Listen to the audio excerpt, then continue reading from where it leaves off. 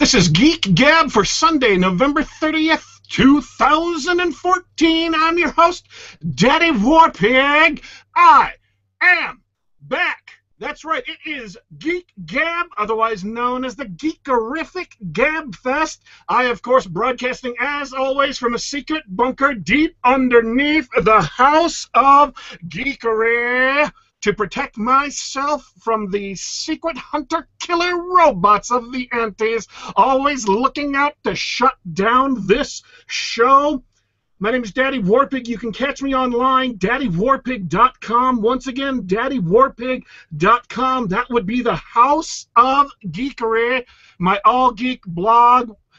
House of Geekery is like a box of chocolates. It is one post a day of pure geek goodness, something to lighten the load, something to be amusing or interesting or exciting. Today we had some really, really cool cosplay pictures of Toriel the elf from one of the Lord of the Rings spin-off properties. You can also follow me on Twitter at daddy_warpig, at daddy_warpig. With us today is my co-host, RemipunX, Stream Mom, and hi, everybody. Shivers, Jennifer Daw, the creator, the co-creator, one of the two creators. She was very specific about wanting to be clear on that, so we didn't forget Dapper Swine, her co-creator of SeedScape, just greenlit on Steam. So while I calm down and let the co-host and our guest speak for a second, I will hand this over to RemipunX. Go! I don't know what I'm talking about. Hi. I was late. I'm the worst. I want to talk about SeedScape. I know I want to talk about that because I'm super, super excited because it got greenlit and I have money that I want to throw at that. I'm like, take my monies and give me cute things. Like, how does that? How excited are you? It's still sinking in. It's felt like Groundhog Day for the last, since I guess Wednesday was when it happened. I just keep waking up and I'm just like, oh, I have to get up and work and do promotions and stuff like that. And then I'm like, wait a minute, we're already greenlit. I still get out of bed because I'm crazy like that. I'm a crazy workaholic. But I was just like, and every day I woke up, I had to be like, oh yeah, we got greenlit. So it's still sinking in, and it's still sinking in for Jason too. He's just kind of like, it's like we made it, but we haven't finished the game yet. He's like, I don't know what to do with this. Be really excited. Yeah, I saw TV supporting it, and I was like, yes, I'm gonna get my game. Like, as soon as I saw that, I was just like, oh god, this is gonna happen. I'm gonna get it. I'm gonna get it. Yay! I had no idea what was going on until it was already like too late, because some people were like, oh, did you plan this? You're a diabolical genius, blah blah blah. And I was like, I wasn't even home. I was at my friend's house watching like Sentai fighters, and I was there till like almost 1 in the morning, I think, and I just got home, or I got home around midnight, and I was just like, I was getting tagged into things, and I was like, what's going on? What's going on? And then I saw the creator of Earthworm Jim tweeting our link, and I was like, oh my god, did that really just happen? And then like within like seconds, suddenly it was like Total Biscuit, and I was like, what just happened? Total Biscuit just said my game is cute, and I still didn't know like what was happening, because someone had just linked me to Doug's tweet, and I was just like, I was in shock for like 12 hours that things were happening, and I didn't really understand why. And then I saw some of the people who were replying to the original like nasty tweet. I was like, oh, it's you again. So it was just like, the creator of Earthworm Jim? What did he say? In the neighborhood, he didn't even say anything. He was just like, this looks cute. And I was like, Doug, did you just do that? Really? Yeah. As soon as I saw TV talking about it, like, I called my friends and was like, "This game I really like is gonna get greenlit. It hasn't happened yet, but it's gonna totally happen." Yeah. And because every other game, I have bad game luck. I get really excited and then I'm like, "Oh, I'm not gonna get my toy." So I was like really probably unnaturally excited about it because I was just like, I was excited for this and other people are excited and now everybody's excited. Yes.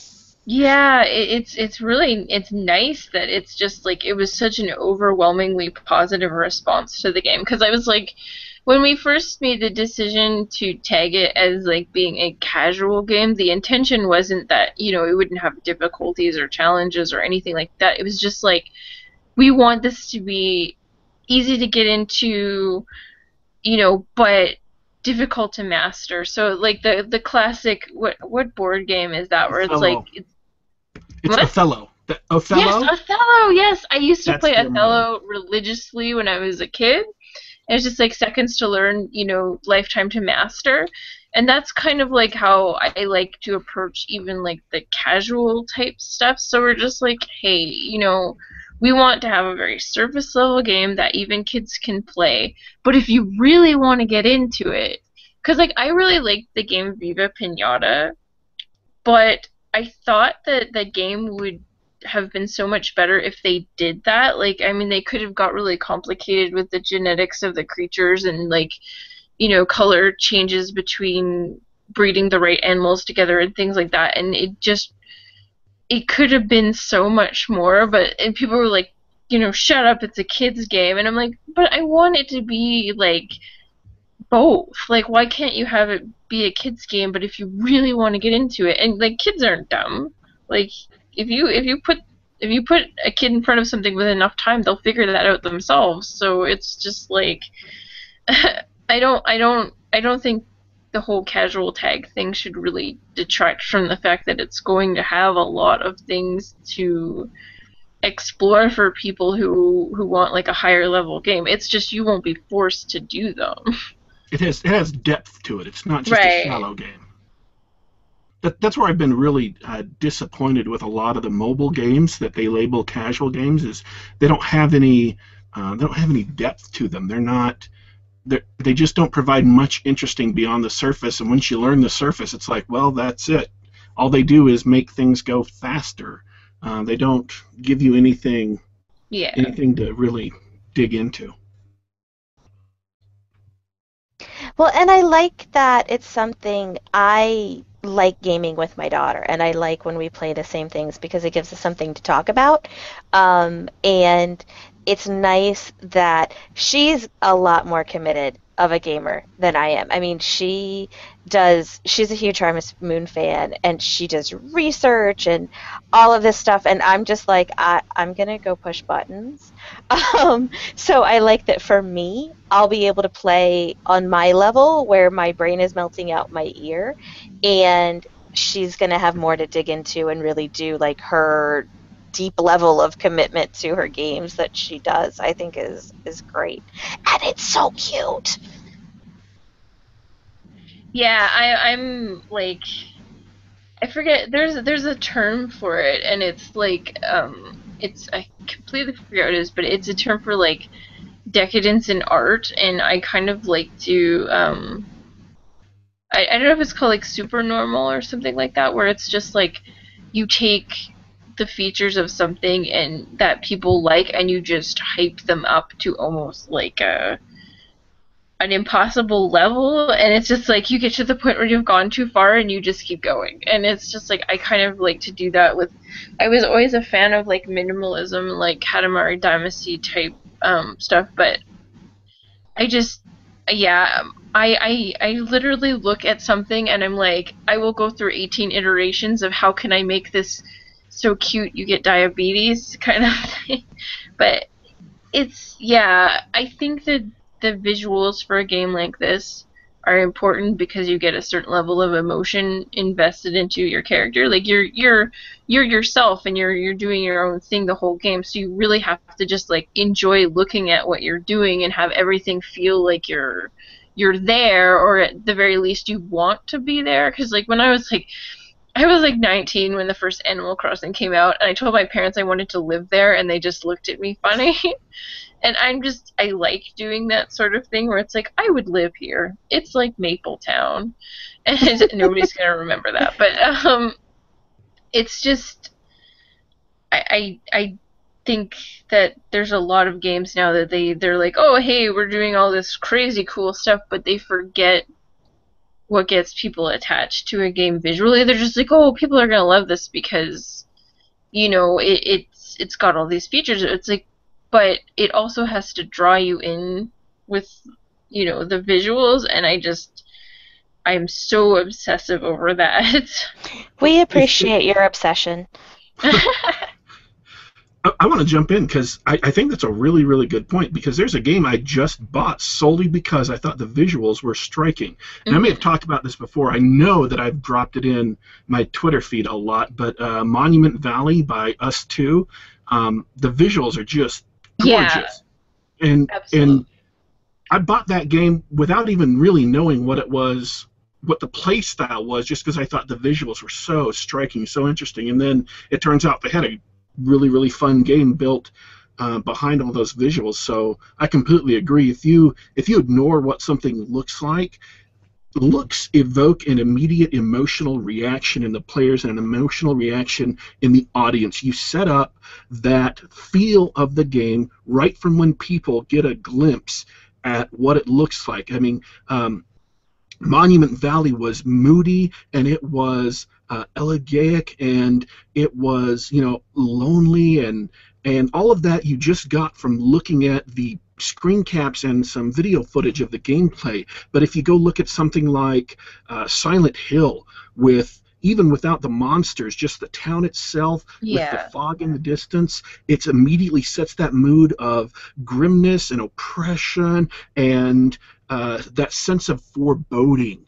And that's just what you need in a game like that. And you look at Call of Duty, just any random screenshot from Call of Duty, and they got people and soldiers, and you're carrying the gun, and people are fighting. You immediately know what you're supposed to feel in the game. And people who ignore that in game design are really just leaving out. What you want to do is evoke emotions in the player. That's why you're making something creative. You want to make them feel happy or excited or scared or whatever. And if you ignore the visuals, you completely throw away, 50, 60% of your toolbox to evoke those emotions. Yeah, no, it's true. And it's just kind of like one of those things where I'm pretty like housebound at times, and I'm a bit of a recluse, so I understand that there are a lot of people now like that, because there's just so many people in the world, you kind of feel overwhelmed going outside even. And I think just having a place where you can go and it's just like, it's cold outside and you're inside and you're like, I don't really want to go outside, but I want to feel like I'm a part of something, and you can invite, two or three other people into the same little world, but you're still kind of encapsulated, and it's a safe place for you to be. Like, a couple years ago, I was learning about how people with social interaction disorders were really benefiting from this little online chat room it was just a little coffee shop, and you could go in and there would only be like one or two other people in there, and they were using it for kids with autism, where they would like go in and just interact with one or two people instead of being really overwhelmed by like a whole MMO chat thing. And these kids with autism were testing social boundaries. And I thought that idea was really interesting, because it's just like, I was always about the big MMO communities and like, oh yeah, there's so many people, you can just log in and talk to everyone. But with SeedScape, we kind of cut it down so that it's like Animal Crossing, where you're just inviting in people that or you're meeting new people, but you're only meeting one or two new people at a time, instead of like just overwhelming yourself with like a big lobby. I just and yeah, it's kind of like you can escape for a little bit into that world without being overwhelmed by there being too many people, if that makes sense. Well, and I like that, and I always go back to the whole parent thing. Yeah. But I like that as a parent, I can know who my child, not particularly my child, she's 14 and she can interact with who she wants, and I fear for their safety more than hers. But um, I like the idea that for parents with younger children that they can play and know who their child is interacting with instead of just saying no, no cooperative play. Instead, it's in a controlled environment and it's in a way that they know that their child is safe and all of that. I think that that's a great way to go about doing it. Yeah, absolutely. And it's just I do like a sort of that's another reason why we tied to casual too, is it's a bit more of a controlled environment than just a straight up like online RPG type thing. So people just like you don't have to interact with people to enjoy the game. It's nice to, and you can do cooperative play because I'm a big fan of cooperative play. But you don't have to. Like, there's nothing that forces you to do that. You don't necessarily feel like you're missing out on anything by not doing it either. So it's just, And that's good for folks like myself who don't group well. yeah. So that's always a comfort. Now, have you guys, I don't know what goes into game design, so forgive me if I ask stupid questions, but when you guys went into making Seedscape, did you say, I want to have this many hours of gameplay, or I want to have this much time for my players to be able to really invest in play and continue to discover new things? Was that part of the planning process, or does that sort of come later after you've gotten into story and feel and all of everything else that goes into it? We kind of wanted to make it so that it was a world that you could persist in after the main story is done. The main story itself will probably not be very long. We didn't time any hours or anything, but we're just kind of like, you can go and do the main story, and the main story kind of activates the rest of the world. So the premise is that you're coming into this world as a nature spirit or a human or a mushroom, depending on what character you want to be. And the world's kind of been dilapidated, like it's not running at full capacity. So your whole purpose is to kind of you're kind of geoengineering the world to be active again, so then you can just kind of, then it becomes a bit more like Animal Crossing, but there'll be more like challenges and like things you can do that expand the experience. But it's just like I wouldn't expect like 100-hour main story or anything like that, because I just want people to enjoy the world, and that's kind of what Jason originally planned, was just like you have the main story you get through, and then you kind of just enjoy the rest of it. It's not going to be like Harvest Moon where you have like 3 years and then it ends kind of thing, where you're like in a rush to do things. It's kind of like one of those like try again type games where you may not get it right, and you may not have the biggest best farm at first, but So, we're hoping like to make it. SimCity. Yeah, it's just you could theoretically have like a 200 patch farm, but you might not be able to manage like the game won't restrict you to like, oh, you have to plant here and you have to plant these things on day 1 and these things on day 2. Like, it's not going to be so much like that. Jason's still kind of working out a few things, but like we might restrict how many buildings you can have, because originally it was just like, oh, you could have like this many barns, but like you could never physically keep up with the animal stuff. And one thing we did not want though was the whole like you have to feed every individual thing and make sure that they eat, and like we tried to cut out some of the micromanagement that was involved and just focus on I want to go off on a rant for just a second. Oh, yeah, go ahead. Apologize. I loved SimCity, and SimCity 2000 was the best SimCity. After that, they went downhill. But I played a demo of a game from LucasArts called Afterlife, where it was managing SimCity in heaven and managing SimCity in hell at the same time. And then you could affect the Earth and affect you know, whether people were virtuous, whether they were wicked. If you increased lust, they'd have more children, so you'd have more population. But the thing that ticked me off the most about that game, that just made me mad, made me hate developers for the longest time, is that they cut out of the demo a feature that was present in the shipping copy of the game. And it's just what you're talking about. It was micromanagement that they completely cut out of the demo, so you didn't notice it was there. Every year of the game, and it's SimCity-like, which means, you know, you're going to have to skip through 10, 20, 30 years at just barely positive cash flow to get enough cash to do something important. But every year of the game, you had to pause it and click on every single individual building in heaven and hell and adjust a little slider to quote-unquote balance the building between two things that didn't matter anywhere else in the rest of the game, and then have to unpause it, skip forward another year, and do it all again, the entire map.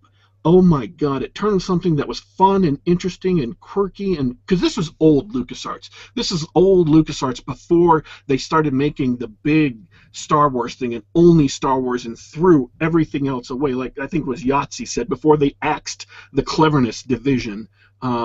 So it was awesome, and this is the days of Sam and Max and everything. And then, so it was fun, it was quirky, it was interesting. One of the disasters was the Paradise, where a literal 2d6s, like a you know, like you're gambling, came rolling across the map, bouncing across buildings. And then there's Hell Freezes Over, where it would freeze big parts of your hellscape over. It was fun and interesting, and then they plopped this one micromanagement feature right in the middle and ruined the entire game. That's my rant about Afterlife. Every time I get near thinking about those kinds of issues of micromanagement, I just get annoyed. I apologize. I interrupted you. Oh no, I agree with you. I actually I was a big fan. I know a lot of people don't like this, but I was a big fan of Peter Molyneux's, you know, sim type games. And then Goddess went, and it was like you have to click on every building to get the praise from your worshippers. And I was just like, no, I don't want to do this. That's work. That's not fun. It's nonsensical. Like, and I don't think there's even any upgrades that you like. If there's an upgrade you could do to mitigate that tedium, that would be one thing. But I don't think there is. Like, I think even in Black and White 2, I believe you could suck up the people with an upgrade. Like, you could your influence of your hand got better and better, so you could like absorb people, and it's just like you can't do that in Godus, so it's just like, no, I'm not a big fan. Like, and the thing is, what's weird is I like tedious games in general, but I don't like when they're tedious for no reason. Like, I play Lost in Blue, and if you've ever tried to start a fire in Lost in Blue, it makes you want to use your Nintendo DS as a brick and throw it through your own window. But I actually thought it was interesting at the same time, because it was a big challenge for me to be able to do that. But I don't like when there's nothing interesting about it. It's like click, click, click, click, click, click, click, click, click, and I'm like, no. Like, that's why I used to get annoyed with Diablo. I used to call it a clicking simulator, because you just like, when you're walking around, you're just like click, click, click, click, click, click, click, and I'm like, no, I can't do this again. And I like Diablo, but you know, when everyone was kind of trying to emulate that, and they would more and more and more make it a clicker, I'm like, no, I can't do this. That was one of the best things about Mass Effect 2, was that you auto-looted the bodies. They just picked it all up for you. You didn't even have to search or anything.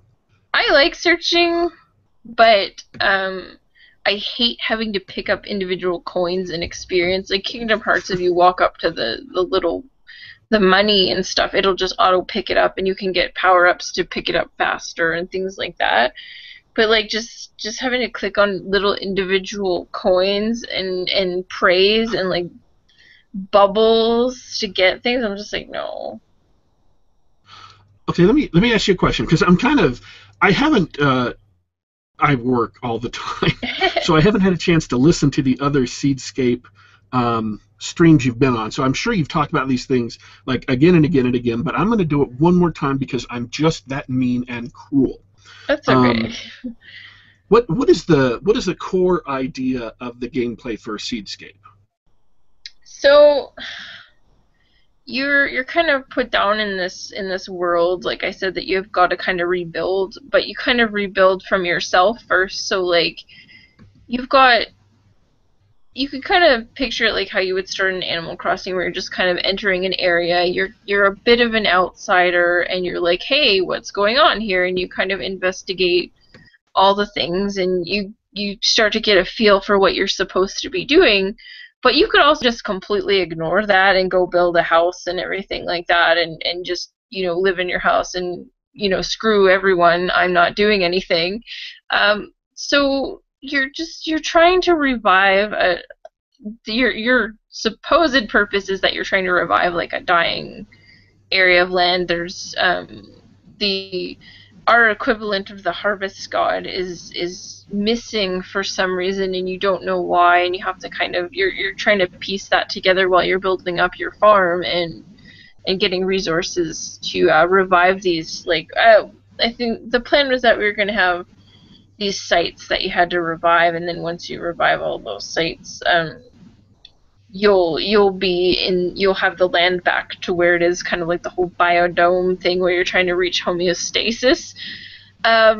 It's kind of like that's the intent, but that's not the whole game. So it's one of those things where it's like, I can tell you the point of the game, but the point of the game is that there are multiple points of the game. So um, we want to have a lot of replay value after the fact. So it's just kind of like you get through the story, but that's not the end of it. So Sprout's a nature spirit, and he's kind of like, hey, what's up with my land?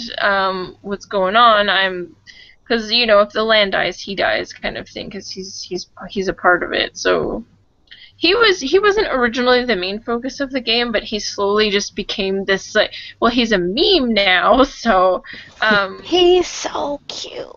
but everybody just loves him so much that he's kind of become the main focus. So you can be a human or a sprout or whatever, but basically you're just trying to manage your farm while reviving the world from what's going on around you. So I guess there's a hint of environmentalism in there. Yeah, that's fine. So you Okay. do you ever control the your main character personally in the game, like RPG elements or things like that, or is it all? Yeah. So it's kind of like a hack and slash light. Like you're walking around and you're fighting and things like that. Like you don't. We're kind of leaning towards you not having to fight if you don't want to, but I want to, so I'm just kind of like, you'll have I really like Link to the Past, so you'll probably see a fair amount of that kind of thing in there, where it's like there's combat there, but it's not like, oh, if I suck at this, if I suck at this part, I'm not going to be able to play the game. Because I was like, I'm pretty good at video games, but I also like, relaxing experiences where the challenge is like, if I use my brain, there's no reason I can't get around this situation without doing it the exact way that's maybe intended. You'll have like aggressive enemies, but you'll also have like just wildlife that doesn't really they'll have a purpose, but it won't be like, oh, if you beat this up, it drops this item and you go do this thing. Like, it's not, everything is not that cut and dry. It's just kind of like, oh, I'm walking around and there's hedgehogs. I want to tame one. It's not going to be like, everything is not like make or break. The only thing that's kind of make or break is like you probably eventually want to do the main story. I have questions for you from the lovely Becca. Oh, sure. Well, I'll ask hers, and then it kind of ties into what I wanted to ask about. She asked, does the story change at all based on which character you pick? Even just dialogue or how they behave, or is it really mostly cosmetic?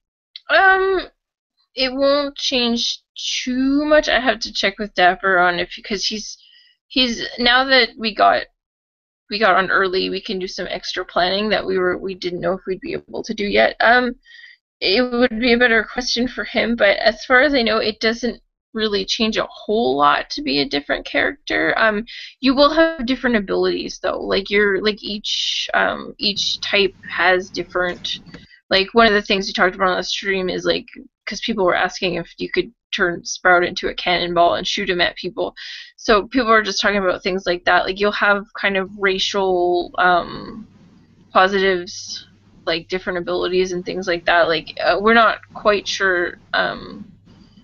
Other than like Sprout will probably have a more water-based thing. Like we might give him some bonuses where you're like, oh well, Sprout can water more plants at once than this other character can, and things like that. The mushroom will kind of be like the powerhouse. He's just a big tough dude. So, well, you could be a female one too, I guess, but mushrooms don't really have genders, so that will be cosmetic. I understand you're still in alpha stage right now, and so details are always, when you're in alpha, details are always subject to change. And I'm just saying that so that the audience, if you buy the game when it's released, that you're not bitter and angry because Daddy Warpig gave out bad information on his show, okay?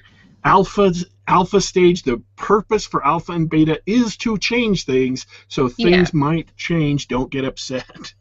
The main thing is that we actually, like, some of the initial plans we had, we got so much good feedback during our initial stream, which is why I'm sad that it did not save. We got so much feedback during the initial stream that there were a lot of things that we actually were like, this was more important to people than this other thing that we had, this other idea we had. So we want to make sure the thing that people, because here's what happens is when people see a certain type of game, there's immediately an expectation, and you kind of have to get used to fulfilling that expectation before moving on. So people were really focused on the fact that Jason mentioned that each different character would have their own abilities that were different from one another, and people were really zoomed in on that. And like, we hadn't finished exactly what all of those were, but I'm actually glad that we didn't, because the way that people perceived Sprout was actually a little bit different than we had initially planned. Like, I always pictured him as more of like a vine type, character, that he might have abilities that have to do with like vines and plants growing, things like that. But everyone saw him as a water character that was more like, rain dancing type, a little rain dancing Sprout, and I kind of liked that idea better. It made more sense to me. So when you have a game like this, you have to focus on it immediately attracts a community, so the community's perceptions of what things are is almost more important than your own to a point. So we've actually done some reconfiguration of certain things just because of the way people got attached to it. It's like, whoa, this is a bit bigger than we are, and we have to make sure that, that kind of that if that's what people are identifying that character with, you want them to feel like that is a possibility and that is something that can be done. So it's alpha's a funny stage, but I actually do enjoy things evolving based on what people said in the stream. That actually leads into a question that I got via Twitter from Rogan Balls. I'm not saying the other name. He was asking, what was your main inspiration going into designing the art for the game? And it sounds like, community impacts that at this point, but before you had us all clamoring and saying, I want this thing, when you initially sat down was really in the forefront for you when you were looking for inspiration? I would say, like, I'm a pretty big Animal Crossing player, and so Jason was pretty big about the Animal Crossing and like Harvest Moon, and I played a lot of Super Nintendo role-playing games, so you can clearly see that. I actually play a game that a lot of people didn't play, which is I don't mention it a lot because a lot of people are like, huh, what's that? And it's called Spike McFang, and I actually just like that game was so squishy to me. I really liked that game, and I liked that everything in the game, for lack of a better word, was just like fat, and you wanted to hug it, and that's just kind of where I had that in mind. I had, Earthbound in mind. I really like simple art that conveys a big feeling. So any game like that, even there's a game for the PS2 that made me feel like I was in a cartoon. It was called Hurdy-Gurdy, and you were just herding these little pink things, and there's these big pink bears, and there's so many things in my head, it's hard to nail it down to one, but I would say if I had to pick three, it would be a combination of Animal Crossing, Link to the Past, and Harvest Moon, pretty much, would be the main ones. But there's lots of other little things you'll probably notice from different I like that you said squishy, because that's when I look at Sprout. Like, that's exactly what I think is like squish. And the trees are fluffy. Like, I'm obsessed with the trees. They're so great, and they look touchable. I mean, they look like things that you would want to touch and interact with and squish on. I know that Daddy Warpig has a set time frame, so I'm going to start firing questions. I hope that's okay, because the chat's asking a bunch. Marco asked, are there bosses of any kind? Are there going to be boss fights in the game? I'm not sure if you'd consider them bosses. That would probably be a better question for Jason. We're still kind of debating how threatening the combat is. We're kind of right now, we're actually kind of splitting the game up into the possibility of having different modes, so you might have those in one mode and not the other, and things like that, because I just like I said, we wanted to have like a really surface level game and then kind of dig deeper and deeper. So I can't say for sure there'll be bosses in the typical sense, but we're still kind of playing with that, like the possibility of like challenge modes and having challenges where you have to go like beat up this dude and get stuff and things like that. Okay, and then Templar the Second asked, dating mini game when? So is there going to be the finding the waifu element in the game at all? We kind of wanted to remove the sort of romantic element of it at first. I can't say that it's completely dead in that respect, but we're kind of trying to like make it as because the original plan for the game in part was that you might like couples might want to play it together, so you would kind of have your waifu in the game already, or your husbando, and they might get a little bit jealous if you're hitting on Sophie and Lisa. So I don't know. I'm always kind of still talking with Jason about that, because a lot of people have asked, but we're not sure if it's going to be like if we want the dating element in there yet at all, or if that would be a separate thing, or that kind of thing, because I want it to be just. Some people find that kind of thing alienating when it comes to playing a game. It's just like, oh, I don't fit into this world now because there's this element that I don't feel like I fit in with. Or I wanted to play with my girlfriend, and now my girlfriend is mad that I've got this woman in my house. It's just. Yeah, that makes sense. Marco is just a wealth of questions. He asked, what about the world lore? How complex is it? Like, obviously, we know about Sprout. Right. Is there going to be a larger backstory to that, and how far-reaching is it going to be? I would like to develop, because we do have a lot of stuff in mind that we haven't really talked about. I don't want to let too much of that out yet. We are hoping to sort of eventually develop a universe from it, because I do think that it has a potential for that level of interest. What we're kind of wanting to do, though, is like you have this kind of encapsulated world that you're not really sure in this version why you're here, where did you get here, where are you, you know, that kind of thing. That all that stuff is not really clear at first, and I'm hoping, like, I'm not sure if it'll be in this one, but eventually we do want to kind of expand outward into like a universe type thing where you're like, oh, well, that's why that was that way, and you know, you'll see hints of things that are like, oh, I saw this in SeedScape, and now it makes sense because of this other thing that you've done. Like that, I do like. I really was a big fan of Marvel's Kingdom and the Makai universe, which is like the Disgaea and La Pucelle, and like all of those things kind of ended up tying together. And if you paid attention, you would get where everything fits into the world. So I'm kind of thinking like eventually it might get to that point, but for now we're kind of just keeping this encapsulated world that you may not know everything about it the first time around, but we do hope to expand it into a universe, because we do have lots and lots and lots of writing on that kind of thing. It's just not sure we want to let it all out at once kind of thing. Well, and I like that you have post-release plans for the game. So we get the game, we love the game, and then there's even more to be Right. excited for, which I think is such a great thing, and I wish that more people really kind of embrace that instead of creating a whole thing and then taking pieces away to kind Right. of do that instead of saying like, here's a whole game. But wait, there's more. I think is a great thing. I'm Marco gonna, also asked if there's going to be any. Oh, I'm gonna sorry.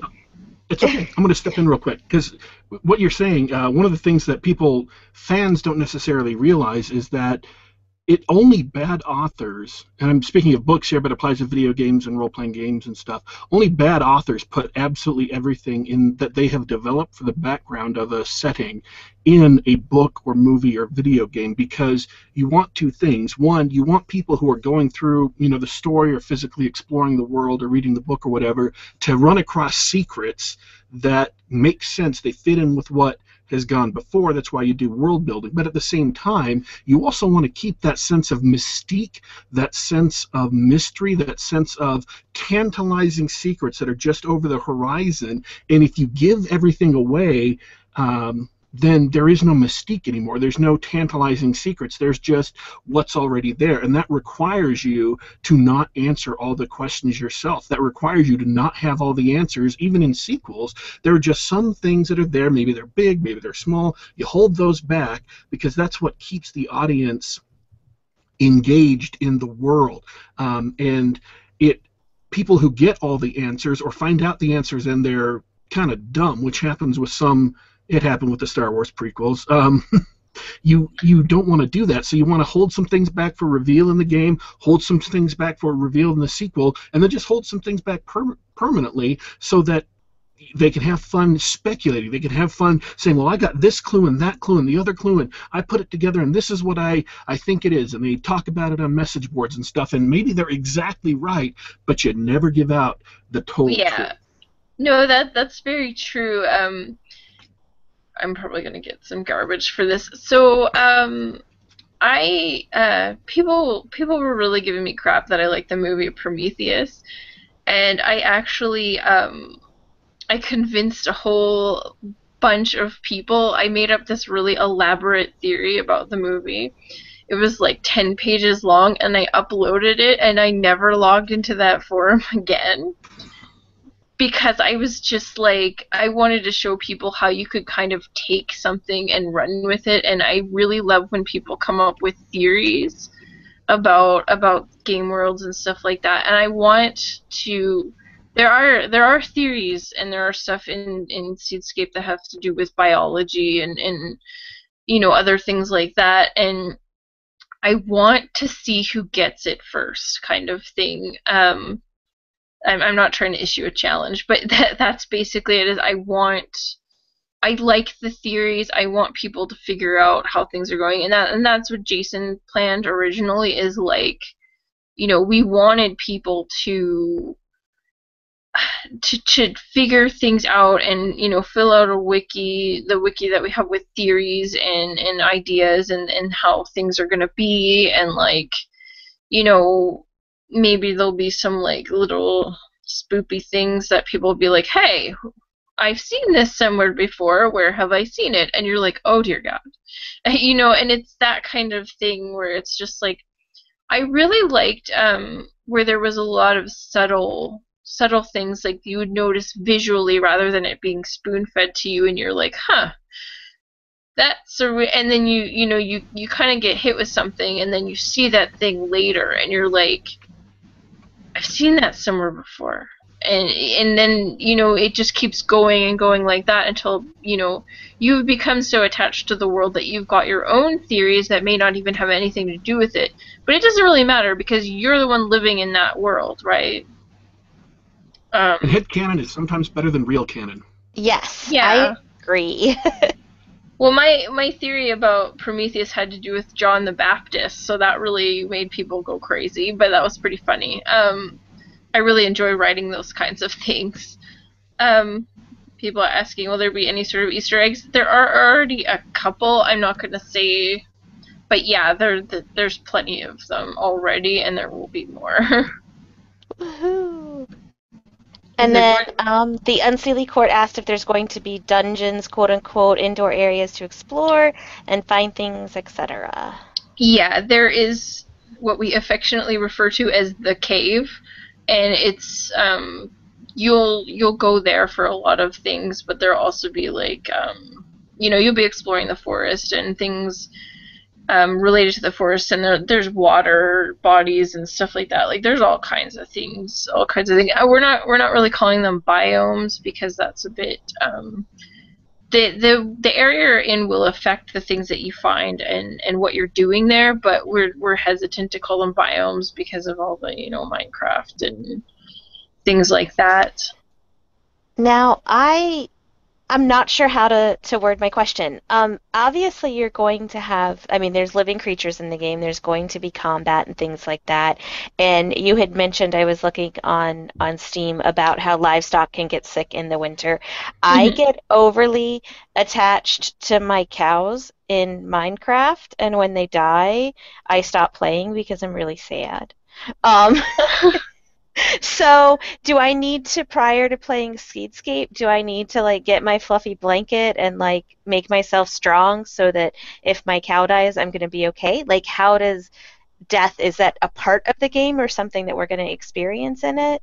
We were kind of trying to avoid death of your livestock because I have a bit of a problem with that kind of thing myself, because animals do not die that easy.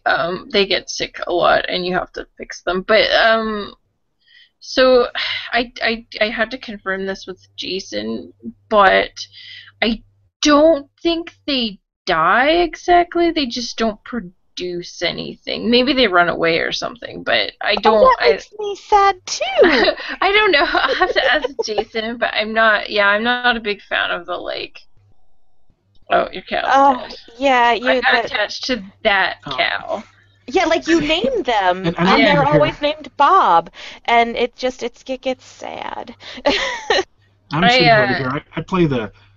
I play the hardcore shooter games and Grand Theft Auto, and I'm just thinking cows dying. Oh, okay. I guess I can see that kind of sort of sad. Let me go rob a car. I totally play those games too, but there's these cows and they're so cute, and if they died, you don't understand. They're so cute. If you go on the playseedscape.com or the SeedScape Tumblr, if you see the cow, you'll kind of understand why I'm I don't want to kill off any of my cows.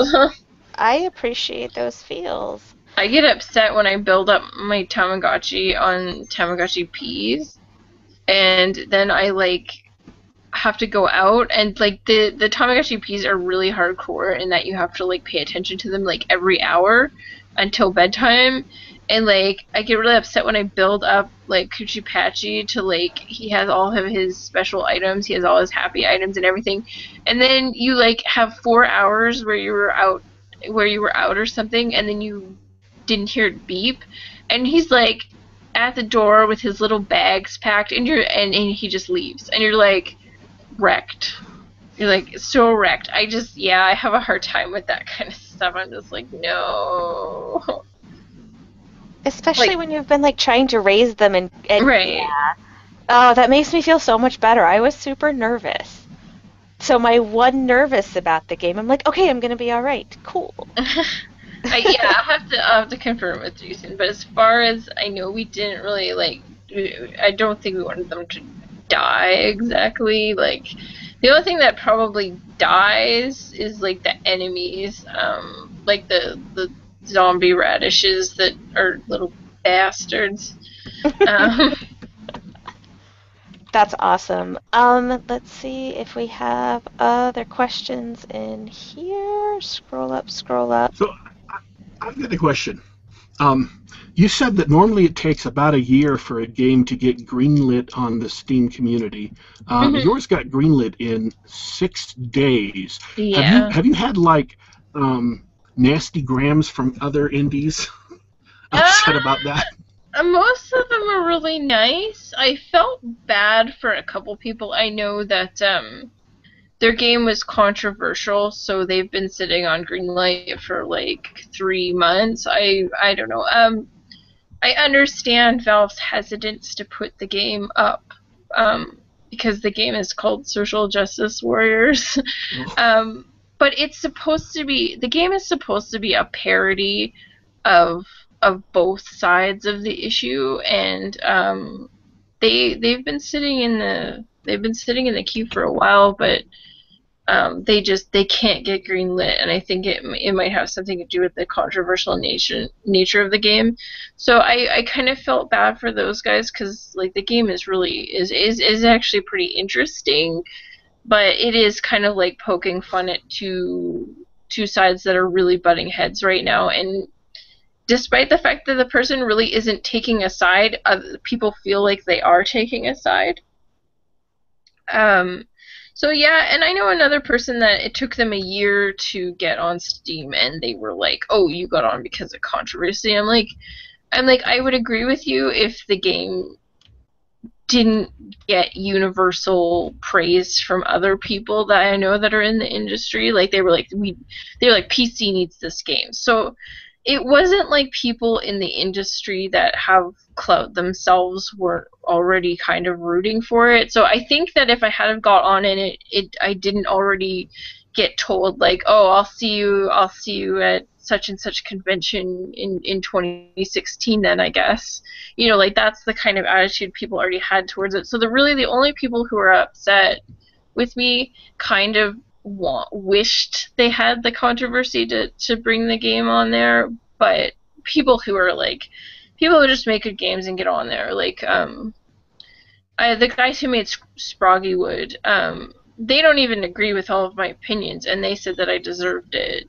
You know, like Jason and I deserved to get on Steam. So it's not a universal butthurt, but there are a few people I think that are upset, and I'm sorry. I don't know what else to say to them. Other protagonists, vegetarians? No, not necessarily. You just don't. You don't eat your own cute things, as far as I know. I don't know. I have a real Cannibalism would be pretty creepy. Yeah, well, I think different direction for the game. I think it makes sense that Sprout would actually be a carnivorous plant more so than eating other plants, I guess. Nom nom, delicious bugs. Yeah, he could be like a hedgehog who's an insectivore. That would make sense. But yeah, I don't know. It's not like a pro-vegetarian game or anything. It's just we're not going out of our way to make things one way or another when it comes to food. Like you'll have a kitchen and you'll cook stuff. I'm just not sure like where you'll get the meat, because I'm not necessarily all about the whole like butchering your cows like they didn't. Like you don't do that at Harvest Moon either. And like the problem is like, here's the thing, I wouldn't even be opposed to that. More for the fact is, how do you explain what is happening in the game? Like, it's just, there's no kind, comfy way to be like, oh, you need to go slaughter this cow for beef now. Like, there's no nice way to put that. So I'd rather it be like, you know, oh, you go and you find whatever, and you may end up not seeing a whole lot of meat just because of that, but it's like, I don't know. I don't think I can kill my cows. Yes, because they're cows. Mm. So we're looking at Q2 in 2015. Is that Yeah. okay? And what are the next few months looking like for you? I mean, that's not a really long amount of time in the big scheme of things. The hardest parts of the game, honestly, are already done. That's the thing we had. That's and this is always kind of distressing because like when we went on a stream, we didn't have a whole lot of content, so to speak. But the generation of the world, the placing of the buildings, the being able to put down furniture and things like that, like the fact that those are already done, like those are really like placement of objects and dynamically and day night cycle procedure generation of the maps and things like that. Like those things take a long time. Like getting it so that the engine knows which tile sets to use for which corners and things like that. Like that was all done by Jason. Like Jason did his own, and it works wonderfully. There's only a few hiccups that we still have to get out. That right there is most of the work. Now it is literally just stuffing the world with things that are the things that look pretty and are fun and interesting, as opposed to the raw. Like some people, what a lot of developers make the mistake of is they will do all the pretty things first for the streams and stuff, and then they can't do the rest of the game. The parts that are really, they're like, oh yeah, we're gonna have procedural generation, but it's not done. So it's like it's better to say, oh, the shops aren't. We have all the mapping and all this stuff done, but the shops aren't in yet, and because a shop is not difficult as compared to like properly doing this kind of pursuit. And like the generation we're using, I mean, Jason's been working on that off and on for a year. Like he just thought of new things and kept doing new stuff. So it's just like That's the Peter Molyneux problem, is you right. promise everything into the sun and you can't deliver. Right. And we honestly we did not say a word about the game. We did not tell people what was going to be in it. We didn't say anything until we were sure we could already do that. So, I mean, we have all of the things that we really need to. There's only a couple things I think Jason said on the stream that weren't in progress or like hadn't been planned out yet that he said yes to. But for the most part, it was all like easy stuff. So it's just like whatever. Okay, we have just a couple minutes left in the show, so if we have a simple question in the queue, I think we can edge that in. Otherwise, I'll just give you a chance to say whatever you want to say for the last minute or so. I think we got all of the questions. And Satori asked, who's in charge of the game's music? Because it's so great. His name is Chris Zenot. It's SS Soundworks, S Soundworks on Twitter. He is so excited for this game. We actually like he's been a friend of mine for a couple years now. Well, we don't know each other that well, but I've always been a big fan of his music. So he was just like, I was like, hey, I've got something for you, and I showed it to him, and he's like, oh my god. He's like, yes, I will work on this. So he really loves the game, and it's really good when you have this many people who are so into the game, because a lot of times people will be like, this isn't my kind of game, but I'll work on it anyway. And like nobody that is working with us on contract or on the team is like that, so it's really nice. All right. Anything to say before we go, Remy? Be good, everybody. Don't yell at each other on the Twitters. I'm watching. Okay.